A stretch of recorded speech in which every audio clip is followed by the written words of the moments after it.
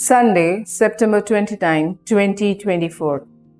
26th Sunday in Ordinary Time. Focus.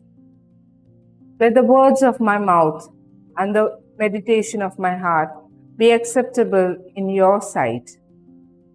One of the most deeply ingrained traits of human nature is self-righteousness.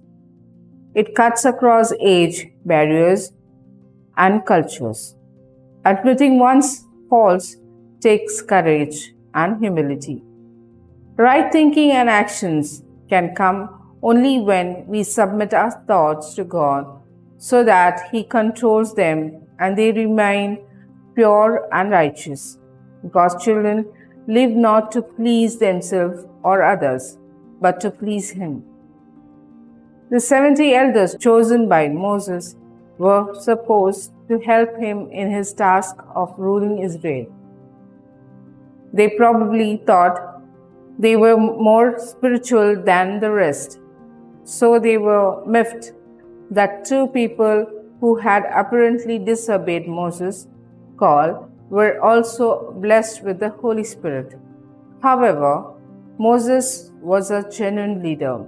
In true wisdom and humility, he corrected their way of thinking and showed them the right attitude that would please God.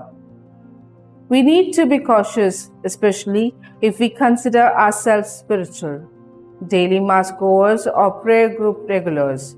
If we examine ourselves from God's perspective, like the psalmist today, God will show us our hidden faults so that our words and the purposes of our heart become truly acceptable to Him. Fruit. Do I judge others in my heart? Perhaps without even being conscious of it. I will try and be more compassionate and merciful in my outlook.